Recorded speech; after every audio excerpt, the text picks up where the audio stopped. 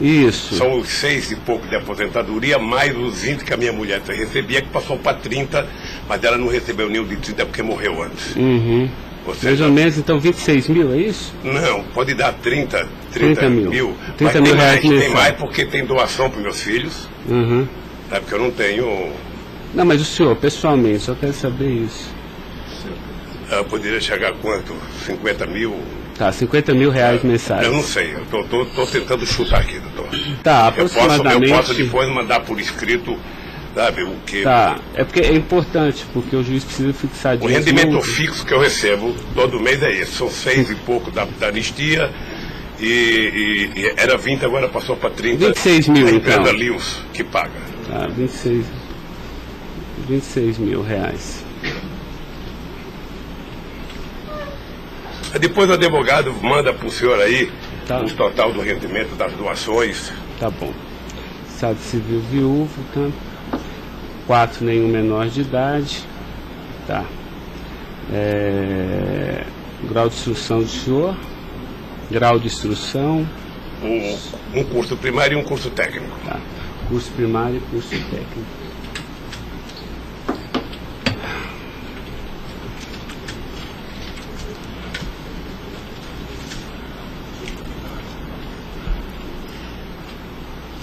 Me dê uma caneta aí, Caio, por favor.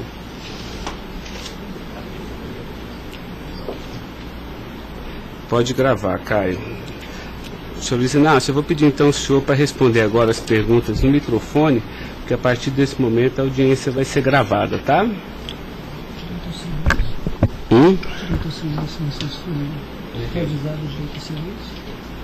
Eu vou avisar ele agora. Vou falar da acusação e vou avisar. Tá?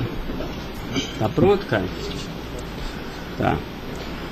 Senhor Luiz Inácio, esse momento é o momento do seu interrogatório, tá? A lei lhe garante o benefício de ficar em silêncio em todas as perguntas que eu lhe fizer, as perguntas feitas pelo membro do Ministério Público, pela defesa dos denunciados, inclusive até pela sua própria defesa, tá?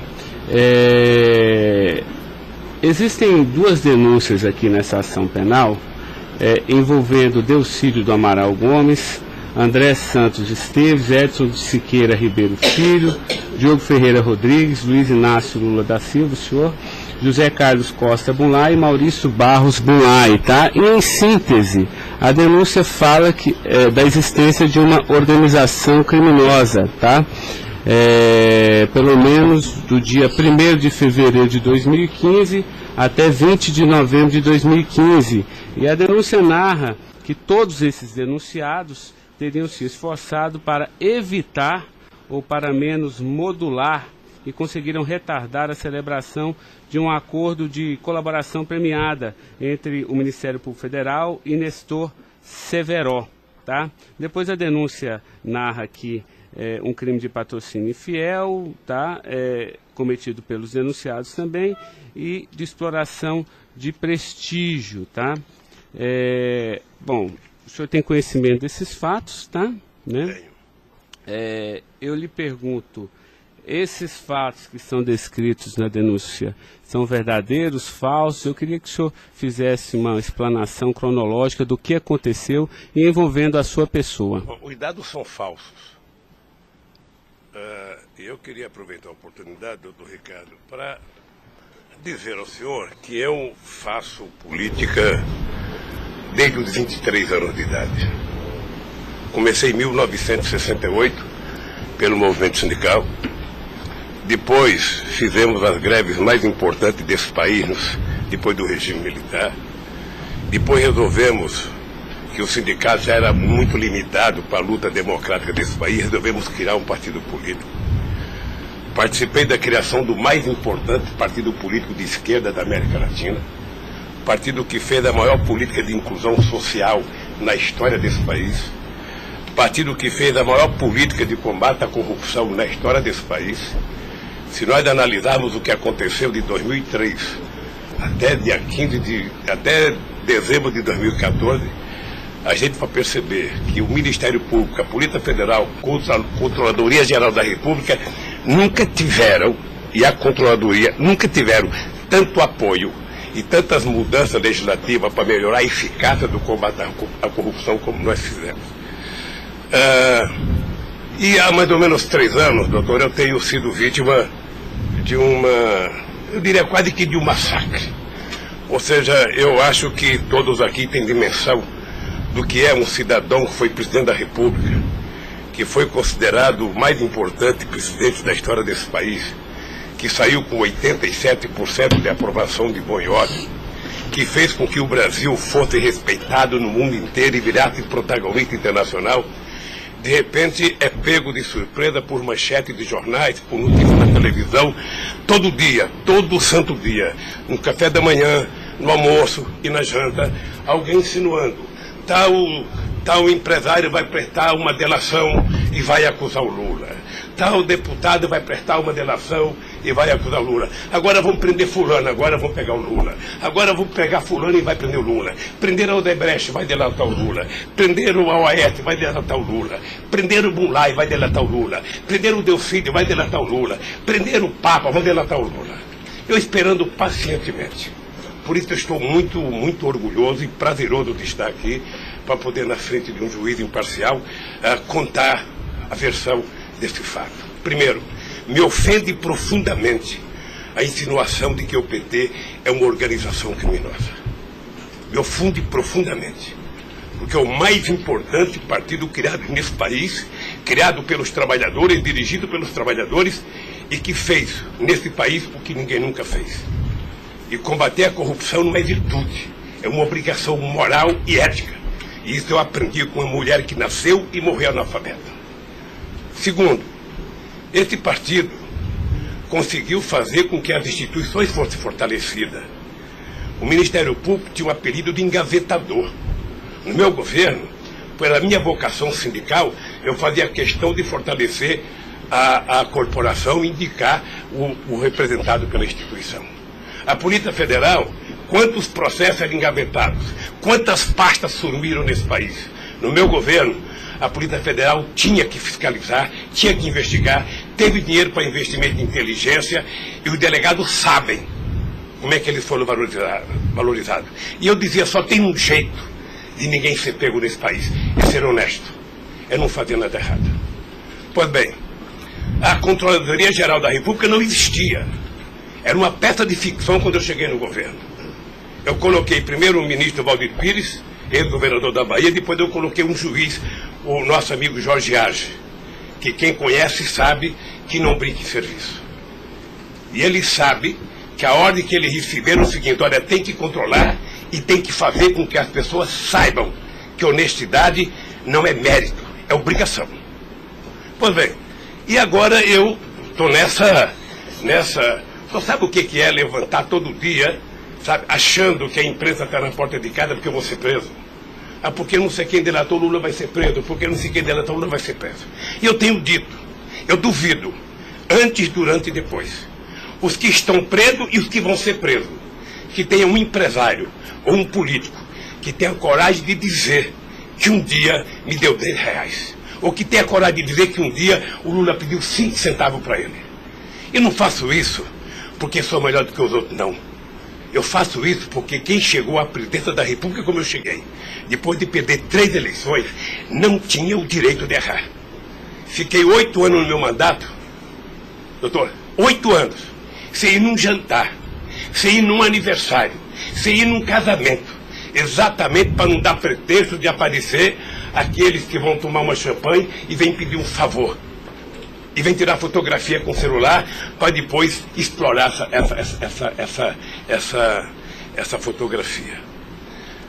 Eu fico orgulhoso de estar prestando depoimento e chateado por uma ilação feita nesse processo contra mim pelo senador Delcídio. Portanto, eu queria lhe dizer que eu estou aqui para responder toda e qualquer pergunta. Se tem um brasileiro nesse momento que quer a verdade e deseja a verdade nesse país, sou eu. Portanto, estou à inteira disposição para responder tudo e a todos do jeito que vocês perguntarem. Tá, adentrando então na peça acusatória, senhor Luiz Inácio, A denúncia narra aqui 7 fatos. Diz aqui que no dia 8/4/2015, o senhor reuniu-se com Delcídio Amaral no Instituto Lula, em São Paulo, e o senhor teria exortado a Delcídio a adoção de medidas para a compra do silêncio de Nestor Severo, de forma a que o Nestor, não celebrasse o acordo de colaboração premiada com o Ministério Público Federal. Vamos por fatos, que eu acho que fica mais fácil, a gente faz o encadeamento temporal aqui da denúncia. Esse fato existiu, Delcídio foi lá, pediu para o senhor, o senhor teria pedido a ele para que ele intervisse e pudesse pelo menos ocultar fatos que pudesse relacionar o senhor José Carlos Bunlai, e ele diz mais, diz até que o senhor também teria pedido a ele, porque o senhor também teria envolvimento aqui com negócios escusos na Petrobras. Doutor, só tem um brasileiro que poderia ter medo de um depoimento do Severo, pela relação que tinha com ele, que é o Delcídio. Eu não tinha relação com o Severo. Portanto, eu não tive nenhuma preocupação com o depoimento de nenhum empresário, de nenhum diretor da Petrobras, porque não tem essa relação com eles. Portanto, o Delcídio contou uma inverdade nesse processo. Mas essa reunião existiu? Deve ter tido muitas reuniões com o Delcídio. Ele era senador da República, era líder do governo, nós conversamos muitas vezes, em São Paulo e em Brasília, e com outros deputados. Lá no Instituto Lula? Várias vezes o Delcídio esteve lá. Várias vezes. Ok. Eu iria perguntar por fatos aqui, mas assim, pelo que o senhor está falando, senhor, ele teve lá, o senhor admite que conversou com ele, mas não houve essa conversa para adoção de medidas, o senhor teria pedido para ele, porque o senhor, José Carlos Bunlai é amigo do senhor. Doutor Ricardo, deixa eu dizer uma coisa. Eu não tenho nenhuma razão para ter qualquer problema com o depoimento do Severo. Mas nenhuma razão. Não o conheço, não tive convivência com ele. Portanto, o depoimento do Severo era um problema para o Delcídio e não para mim, que teve uma convivência com ele ainda no governo anterior, antes do meu governo, quando foi diretor de óleo e gás da Petrobras. Não foi comigo. Tá, não surgiu essa conversa, então.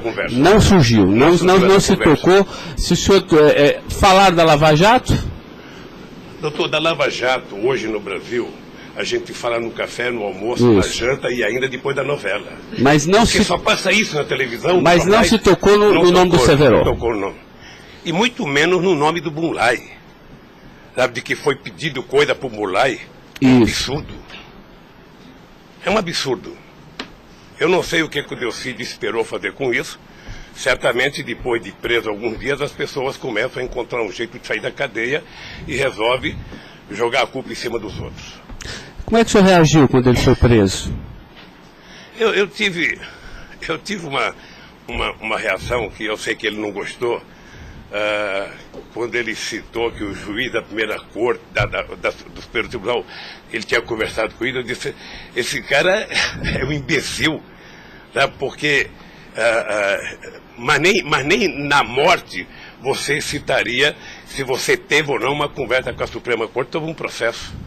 Foi essa reação que eu tive e ele me parece que não gostou da minha reação. Eu fiquei sabendo pela boca de alguns advogados que ele ficou muito chateado porque eu disse que ele era um imbecil. Eu não quis ofendê-lo, apenas achei que a atitude foi equivocada. Tá, eu tenho mais alguns questionamentos, mas depois eu faço na medida que os temas forem agitados aqui pelas partes, tá? O Ministério Público tem perguntas, doutor? Bom dia. Acabei não vendo a sua chegada, mas não revelo. Em nenhuma dessas reuniões o Delcídio comentou sobre o receio que ele teria sobre as delações do Severo? Não, ele não comentou, mas era sabido por todo mundo que acompanha todo esse processo da relação histórica do Delcídio com o Severo. Tem até um livro publicado por uma jornalista da revista Veja que mostra claramente a relação do Delcídio com o Severo. Era muito antiga, sabe? No governo passado, no governo anterior ao meu, porque ele chegou, acho que até a ser ministro interino de Minas e Energia. senhor acredita que a referência ao seu nome tenha sido útil para o Delcídio conseguir a delação premiada? Olha, por tudo que eu vejo todo dia na imprensa, eu acho que tem alguém instigando a falar meu nome. Eu fico sabendo de notícias, não sei se é verdade, nos blogs, nos colunistas, de que todo dia alguém vai prestar depoimento e fala o nome do Lula, cita o nome do Lula, cita o nome do Lula. Eu canso de ouvir isso todo santo dia, sabe? É bem possível que eu vi uma entrevista dele na Globo News que parecia que tinha recebido o prêmio Nobel da delação, a disfarçatez, sabe? Como ele estava se desenvolvendo, eu fui no Roda Viva. Ou seja, depois que fazem a bobagem que fez, se é que fez, ele teria que jogar nas costas de alguém. Primeiro, sabe, a minha relação com o Delcídio era uma relação institucional. E ele sabe disso. Voltando um pouco, o senhor poderia explicar a sua relação com o Bunlai? Veja, eu conheci o Bunlai na campanha de 2000. O PT governava o estado do Mato Grosso do Sul e eu precisava fazer uma gravação para um programa de televisão da campanha para falar com o setor do agronegócio. E aí o governador do PT disse que tinha um amigo lá e me levou na fazenda dele, me parece que em Miranda. E eu fui nessa fazenda, uma boa fazenda. Até depois eu fui pescar nessa fazenda, fiquei 4 dias no Rio Miranda, não peguei nenhum peixe. Mas gravei um programa, foi um programa de sucesso. Depois eu ganhei as eleições e depois estabeleci uma relação com o Zé Carlos Bunlai.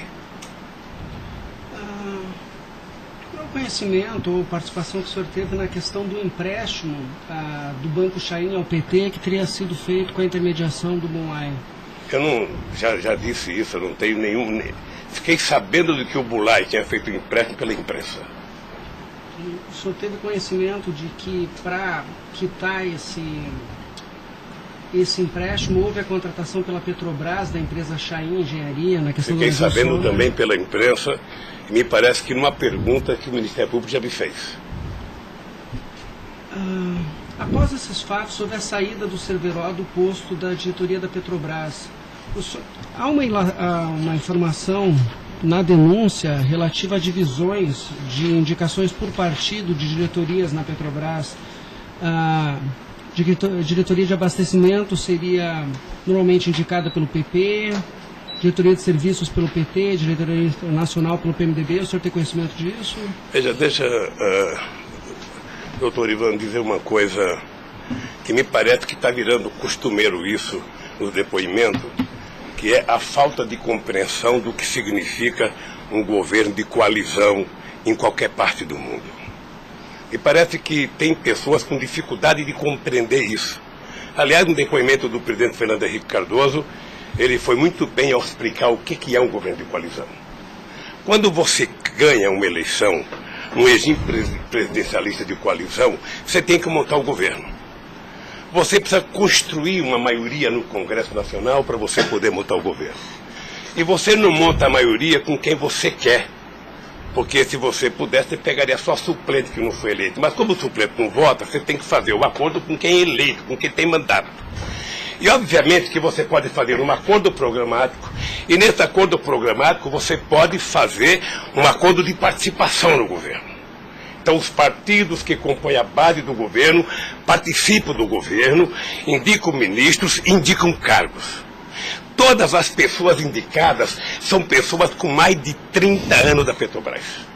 Eu já disse no depoimento, sabe, que vocês vão ter que ouvir muita gente, o Conselho Fiscal da Petrobras, o Conselho de Administração da Petrobras, sabe, para saber se havia denúncia de corrupção, porque quando nós indicamos as pessoas e quando os partidos indicam, ou seja, se aparecer alguma denúncia de corrupção e aparecer no GSI, essa pessoa não é indicada. Porque qual é o critério? O partido tem um ministro, o partido tem uma bancada. Essa bancada conversa com o ministro. Se indicar um nome qualquer, esse nome vai para a Casa Civil, da Casa Civil passa para o GSI, que é o Gabinete Institucional, faz um levantamento, eu não sei aonde, sabe? E se não tiver nenhuma denúncia, essa pessoa é mandada para o Conselho de Administração e o Conselho de Administração indica. Não é o presidente da República que indica, é o Conselho de Administração. É assim que funciona em qualquer lugar do mundo. Ex-presidente, mas só uma questão relativa a isso. Existe um vídeo no YouTube em que o senhor está inaugurando uma plataforma que o senhor realmente fala que no seu governo a Petrobras se tornou mais transparente e que o senhor participava mais das decisões da Petrobras. É de uma plataforma em Angra dos Reis, isso foi em 2010. Então, deixa, doutor. Aí eu estou lhe perguntando para o senhor explicar. O senhor se lembra desse discurso? Eu sei que é muita coisa, mas eu estou até com um vídeo aqui e eu queria lhe perguntar isso. Senão a gente pode até passar. É que a imprensa dizia que eu vivia fazendo assembleia. Eu fui o presidente que certamente mais visitei a Petrobras. Eu fui o presidente que decidi no governo e com a Petrobras de que era importante que a gente recuperasse o poder de construção de plataforma da Petrobras para a gente não importar da Coreia ou da China, que era preciso criar uma indústria petrolífera forte no Brasil. Por isso é que nós aprovamos a Lei de Conteúdo Nacional. 65% de tudo que fosse construído de plataforma sonda teria que ser feita no Brasil, para a gente ter uma política industrial, para a gente definir uma política de engenharia, de ciência e tecnologia, porque o Brasil é um país grande, o Brasil não pode ser um serviçal, o país não é uma republiqueta. Este país poderia produzir e atender toda a América Latina e atender toda a África que margeia o rio chamado Atlântico. Lamentavelmente. Não, mas a pergunta é o seguinte, é porque o senhor falou que realmente no seu governo se participava, o senhor participava mais das decisões. Eu não participava, deixa eu mais falar. das decisões. Se o senhor quiser, a gente pode até ter um vídeo, e eu trouxe aqui aí para o senhor explicar. E Delcy também havia falado isso, que depois do mensalão, o governo federal, a presidência da República, participava mais na Petrobras. Isso ele falou. Deixa eu lhe falar uma coisa, o papel do governo, o governo participa na Petrobras através do Conselho da Petrobras. O Conselho da Petrobras tem vários ministros, tinha ministra de Minas e Energia. Tá? Eu, durante todo o tempo da Petrobras, eu só participei de uma reunião de definição da política estratégica da Petrobras. A discussão de investimento para os próximos 20 anos. Se a gente ia recuperar a indústria naval, se a gente ia recuperar a indústria de sonda, de plataforma, se a gente ia discutir, sabe, exportar, se a gente ia fazer a lei de partilha, se a gente ia fazer com que o petróleo voltasse a ser do povo brasileiro, como nós conseguimos fazer. Nessas decisões estratégicas eu participei de uma reunião. Tá, mas de cargo então não. De cargo não. Porque tem o Fernando Soares que fala que o senhor realmente definia também essas questões. Não definia cargo. Quando havia briga no PMDB, ou quem decidia, se não se decidir, era o senhor que realmente... Deixa eu lhe dizer uma coisa para o senhor. O presidente não indica cargo na Petrobras, o presidente recomenda ao Conselho da Petrobras a indicação de tal pessoa indicada por tal partido político a partir da capacidade técnica das pessoas. É assim que funcionava no governo anterior, é assim que funcionava certamente no governo militar, é assim que deve funcionar hoje. É assim que deve funcionar hoje. Porque a Petrobras é uma empresa de engenharia muito poderosa e você não pode ficar colocando gente que não tem expertise para fazer determinadas coisas. Tá. Mas a expressão foi essa aqui, eu anotei. A gente sabe o que acontece lá dentro. O que o senhor quer rever o discurso? Eu não preciso rever, não. Tá. Assim, porque isso me chamou a atenção. A gente sabe, quer dizer, antigamente era uma caixa preta, foi esse o contexto. E agora a gente sabe o que acontece lá dentro. Quais foram os mecanismos que o senhor tomou, então, para que a Petrobras realmente ficasse mais transparente? A fazer com que o Conselho acompanhasse mais as decisões. Porque como a Petrobras é muito grande, entre uma decisão do Conselho da Petrobras, uma aprovação da diretoria e os acontecimentos nas engenharias da Petrobras, são milhares de pessoas que participam daquilo. É por isso que um dia um presidente chegou a falar que ele é uma caixa preta que ninguém sabe. Então vamos tentar saber, sabe? Fazendo com que as coisas funcionem mais democraticamente. Por exemplo, quando nós descobrimos o pré-sal, nós tivemos uma decisão estratégica do que fazer com o petróleo. O petróleo não é das empresas estrangeiras que vêm aqui comprar gás e óleo, não. O petróleo é nosso. Então eles vão ter que pagar para o governo. É por isso que nós aprovamos 75% do ROT para a educação. É por isso que nós aprovamos a partilha, que é o que incomodou muita gente no mundo, o que incomodou as grandes petroleiras. É esse país que tinha complexo de vira-lata, virar dono do seu nariz. Ok. Eu sei que isso incomodou muita gente. Incomodou muita gente no mundo inteiro. Sabe, e agora estão tentando desmontar. Porque um país que não se respeita, um país que não tem soberania, um país que não tem empresas de porte extraordinário como a Petrobras e vende tudo, sabe, sinceramente, não é um país. Ok. Doutor Ivan, só porque o senhor tocou no tema, eu quis aproveitar, tá? Mas pode continuar, pode prosseguir. A pergunta é relativa à diretoria internacional, que ela foi ocupada pelo Cerveró e depois pelo Zelada. Ambos foram indicações do PMDB ou o Cerveró foi indicação do PT e o Zelada... Não, eu já tive a oportunidade de dizer isso. Isso foi indicação do PMDB. Ambos? Não sei se de todo o PMDB ou da bancada do PMDB de Minas Gerais, que foi indicado o Zelada para diretor internacional da Petrobras. O critério é o mesmo. O Zelada foi indicado, passa na Casa Civil, passa no GSI e é mandado ao Conselho da Petrobras, que decide. Não, perfeito. Mas e o Cerveró? Ele tinha sido indicado anteriormente pelo PT ou pelo PMDB? Pelo PMDB pelo também. PMDB. Eu acho, eu falo quase com certeza absoluta pelo PMDB. É o que diz Eu falo quase que com certeza absoluta. A pergunta é o seguinte, com a troca pelo Zelada, a saída do Cerveró desse posto de diretoria, ele acabou sendo indicado para a BR Distribuidora. No próprio depoimento do Cerveró, ele afirma que isso teria sido como um reconhecimento pelo papel que ele prestou no auxílio da contratação da Chain pela Petrobras, na questão do navio sonda. Me parece que ele não diz isso exatamente. Me parece que ele utiliza a palavra acha que foi isso. É diferente de dizer que ele disse. Ou seja, ele acha que foi isso. Deixa eu lhe falar uma coisa. Eu não conheço o Cerveró. Conheço agora que ele ficou famoso. Tá? Quando eu vi o Cerveró, eu vi a en passant em reuniões coletivas. Portanto, eu não tinha nenhum interesse de tirá-lo e nenhum interesse de colocá-lo. Nenhum interesse. Para mim, se uma força política que compunha o governo indicasse ele ou outra pessoa e tecnicamente ele fosse reconhecido pelo conselho da empresa que o indicou, para mim estava perfeito. E veja, durante todo esse período não houve uma única denúncia contra nenhum deles. A denúncia começou a acontecer porque o juiz Moro começou a fazer escuta durante 8 anos num bandido chamado Rousseff, e aí então, em 8 anos dá para pegar alguma coisa. Pegou esse negócio. O senhor tem conhecimento de quem teria feito a indicação do nome do Cerveró para a BR Distribuidora? Se foi algum partido? Eu não sei se foi um partido ou se foi através do Zé Eduardo Dutra, que devia ter relação com o Cerveró, porque ele tinha sido presidente da Petrobras. Ele deixou de ser presidente da Petrobras e foi ser presidente da BR. E ele pode ter chamado o Cerveró, ou o mesmo partido que tinha indicado o Cerveró e depois tirou o Cerveró pode ter pedido para ele ir para lá. Eu suponho que seja isso. Ok. O senhor conversava com certa frequência com o Bulay por telefone, dentro dessa relação de amizade? Não era meu amigo. Conversava com ele. Com que frequência o senhor... Não sei, querido. Sabe, ultimamente o Bulay andava com doença nos olhos, achando que ia ficar cego, estava passando muito tempo em Miami para se tratar, depois estava se tratando de um câncer. Sabe, eu sei que ele não andava bem nos últimos tempos, com problema de doença.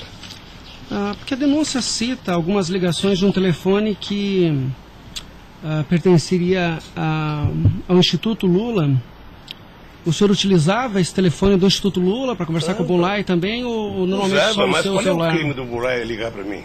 Não, eu estou tentando esclarecer os fatos, presidente. Eu conversava com o Bulay, tinha um profundo respeito pelo Bulay, um profundo respeito.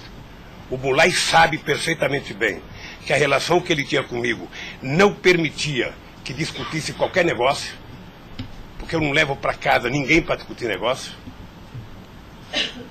O negócio eu discutia no palácio.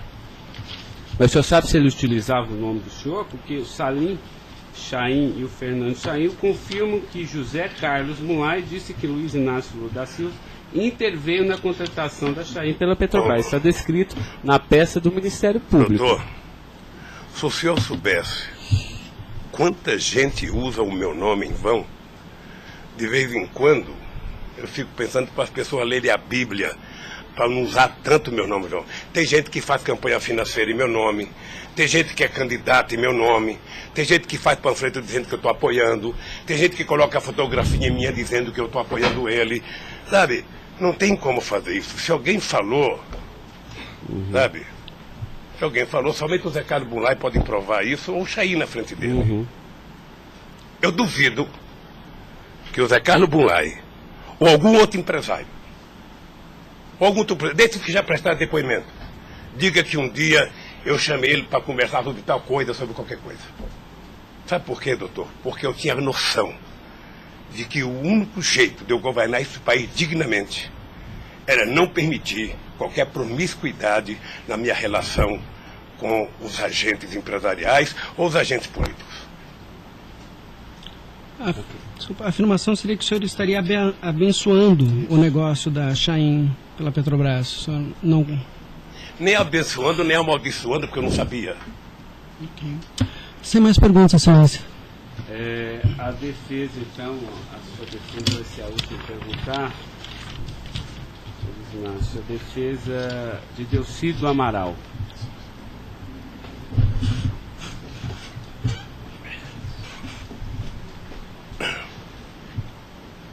O doutor alguém vai ter que sair para ele perguntar, tá? Da mesa para que...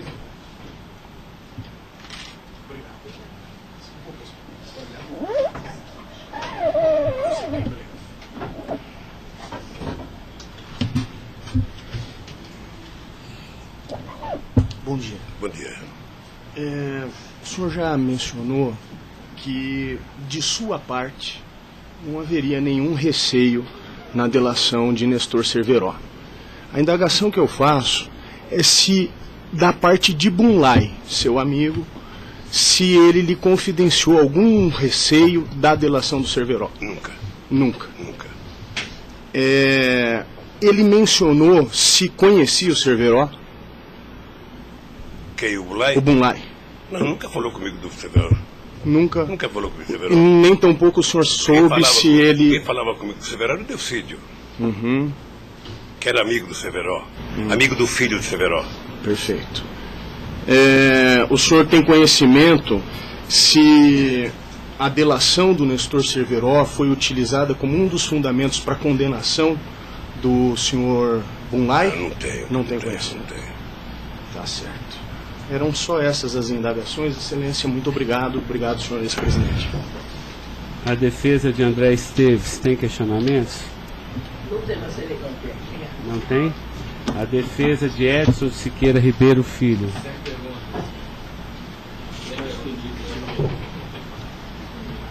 A defesa de Diogo Ferreira Rodrigues.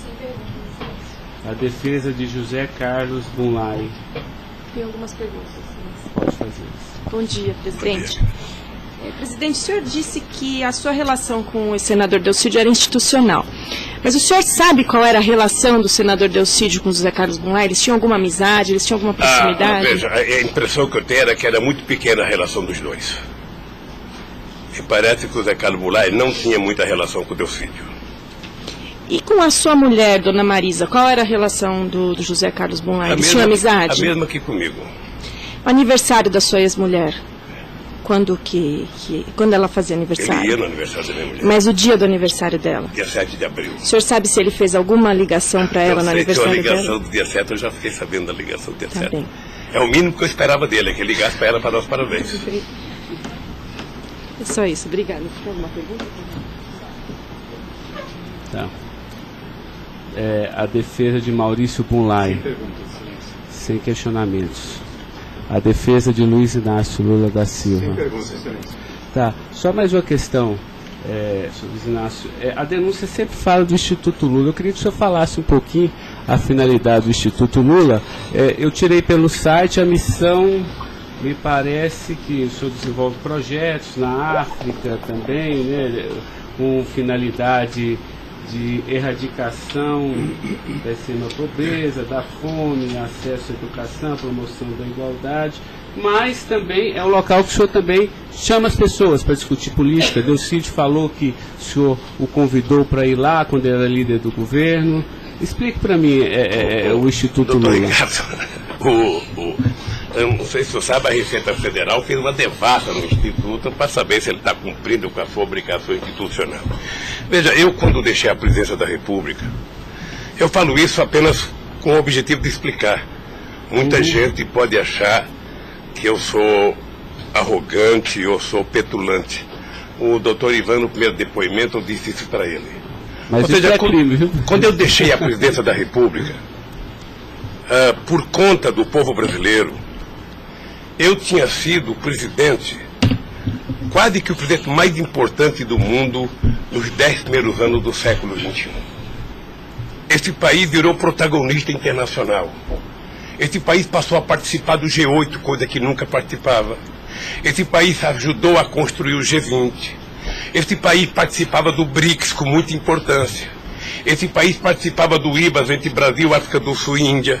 Esse Brasil criou a Unasul, criou a CELAC, onde pela primeira vez a gente fazia uma reunião da América Latina sem participação dos Estados americanos. Esse país não deixou a ALCA entrar aqui. Esse país consultou o Conselho Nacional de Defesa para se contrapor à 4ª Frota Americana, depois que nós conseguimos o pré-sal, que eles reinauguraram a 4ª Frota. Nós criamos o Conselho de Defesa. Então, nós fizemos a maior política de inclusão social da história desse país. 36 milhões de pessoas saíram da extrema pobreza e 40 milhões ascenderam à classe média. Isso é uma Argentina, isso é uma Colômbia. A bancarização do povo pobre foi com 70 milhões de pessoas entraram no sistema financeiro. É uma Colômbia e uma Argentina junto. Tudo isso em 12 anos. Olha, eu saí da presidência e eu queria fazer com que a América Latina e a África adotassem as políticas públicas que nós adotamos no Brasil. O programa Luz para Todos. O programa PA, que era a compra de alimento para o pequeno produtor. O Minha Casa Minha Vida. O Bolsa Família. O aumento do salário mínimo. Durante 12 anos, todos os funcionários públicos tiveram aumento nesse país. Houve reajuste de carreira, houve aumento do salário mínimo. Aumentamos as exportações, aumentamos o mercado interno, numa demonstração de que o pobre não era problema. O pobre era a solução. Eu gostava de ir para a África para dizer para os presidentes. Uma vez até fiquei com medo de Angola. Porque eu, depois da minha palestra, eu me dei conta da quantidade de general que tinha lá dentro. E eu falei o seguinte, é preciso diminuir o dinheiro das Forças Armadas e colocar dinheiro para os pobres. Porque o pobre não entra no orçamento. O Poder Judiciário entra, quer ter poder de pressão. Os sindicatos organizados entram. Sabe? Todo mundo entra, o pobre não entra. O pobre está lá, desgraçado, abandonado, ninguém olha por ele. Agora, coloque ele no orçamento. Deixa ele começar a ir no shopping. Deixa ele começar a comprar carne, comprar iogurte, comprar meia, comprar sapato. Nesse país ficava incomodado porque pobre comprava dentadura com o dinheiro que a gente dava do Bolsa Família. E eu queria ensinar isso. Eu queria ensinar as pessoas a compreenderem que o pobre no Brasil e no mundo seria a solução se a gente desse a ele o mínimo necessário. Foi por isso que eu não quis criar uma ONG. Criei um instituto para poder viajar o mundo tentando mostrar o exemplo do que esse país fez em tão pouco tempo. Mas o que Delcídio, porque ele disse aqui que algumas vezes o senhor chamou ele lá. Em que ele se encaixa aí? É que eu não sabia, doutor. Porque assim, realmente eu entendi, a política está de acordo com o estatuto aqui do Instituto Lula, mas assim, por que o senhor chamou ele lá? Ele falou assim, muitas vezes o presidente Lula, e de vez em quando eu ia como cortesia também. Deixa eu lhe falar, ele foi muitas vezes conversar comigo, ele era líder do governo, como outros senadores foram conversar comigo. Cada vez que o Delcídio ia no hospital, filho libanês, fazer um check-up ou uma consulta, ele falava, presidente, eu estou aqui no Síria, posso passar aí? Passa, meu filho. Mas o senhor não tratava dessas questões do Instituto? Do Instituto. Discutia desde Flamengo a Vasco da Gama, Corinthians, Palmeiras, porque quando duas pessoas se encontram, conversa-se tudo.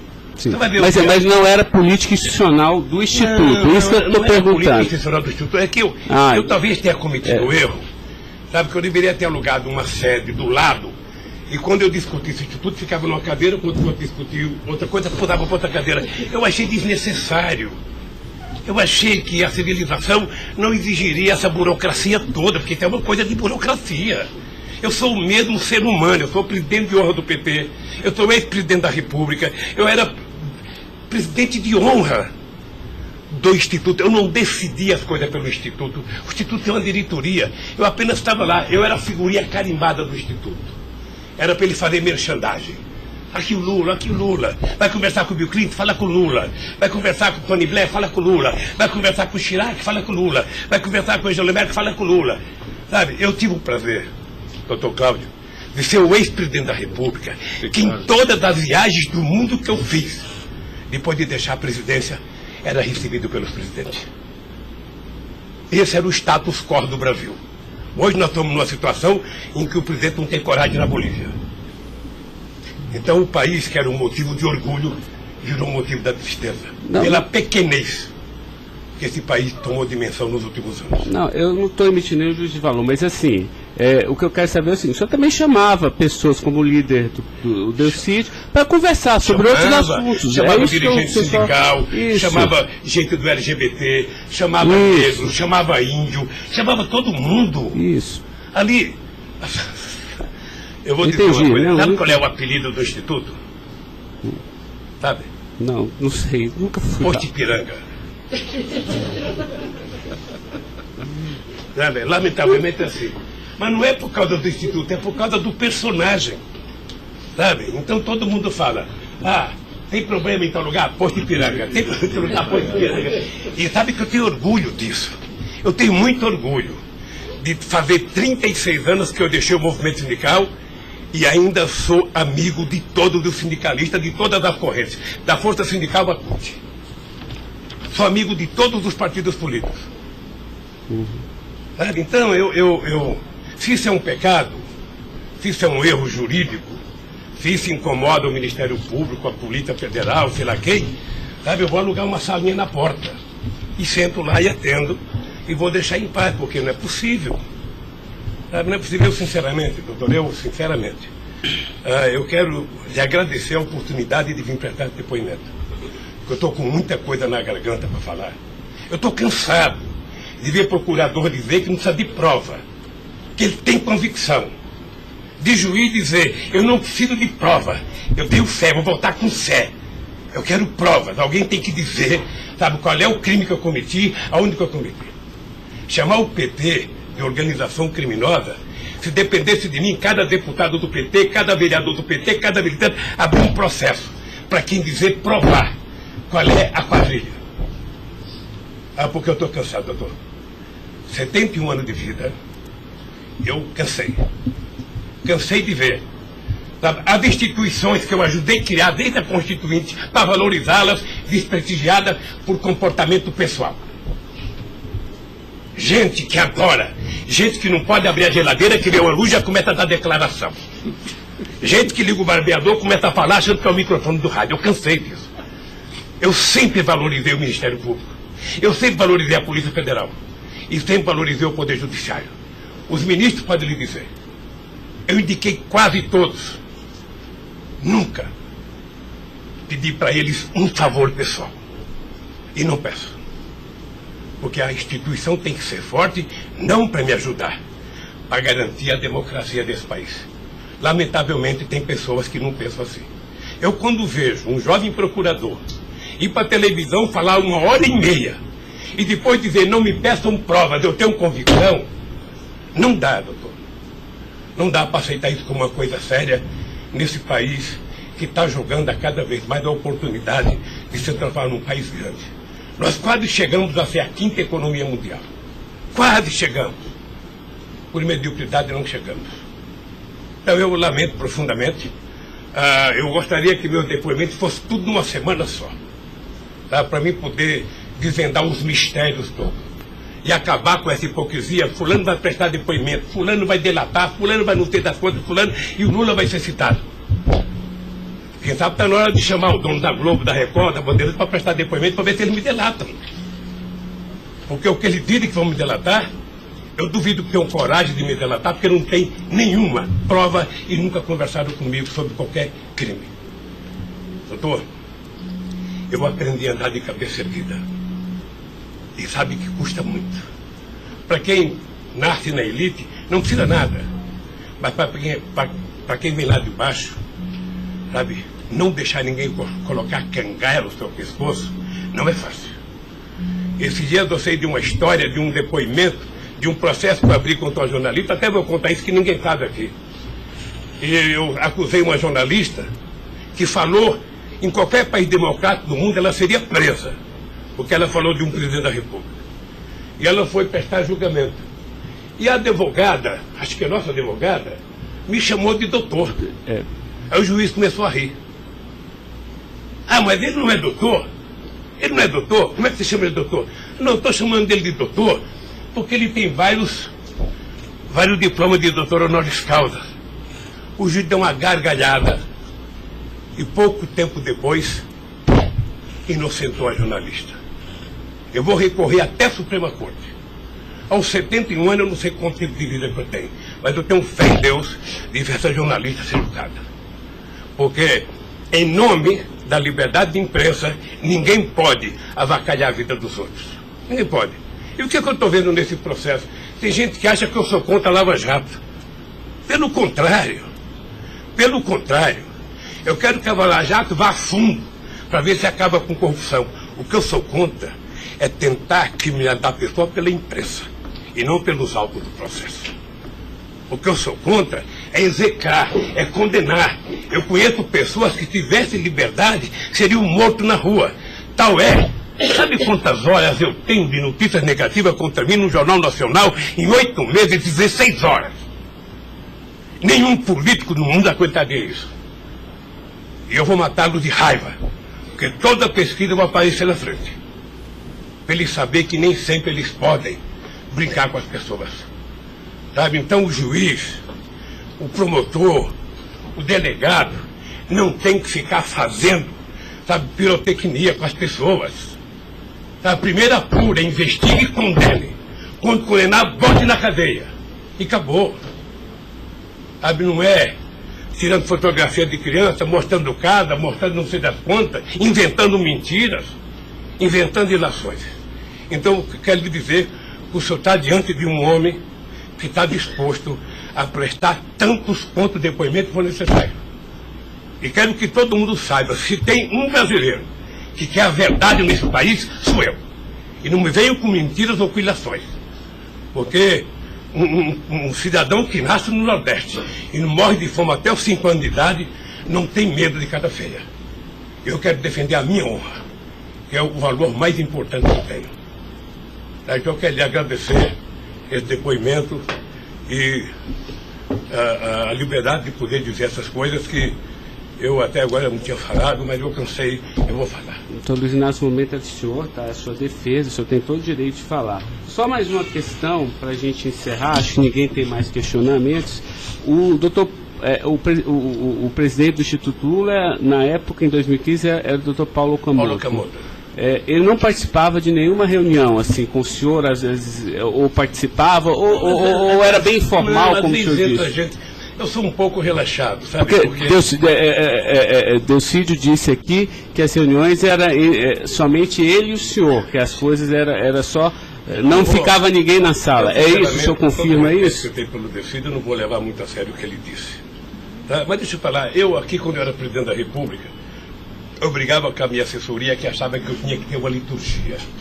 A liturgia é importante, presidente. Você não pode andar no corredor abraçando as pessoas. A porta não pode ficar aberta, sabe? Então, no Instituto, sabe, tem hora que a conversa é pessoal, tem hora que entra 10 pessoas, 5 pessoas, 6 pessoas, 4 pessoas. Mas de total transparência, é isso que o senhor quer falar? Quando eu pego uma conversa sigilosa, eu faço uma conversa sigilosa, sabe? Ok. Tá bom. Agradeço a presença do senhor para esclarecer os fatos, tá? Ninguém tem mais questionamentos, então está encerrado a audiência. Na fase do 400...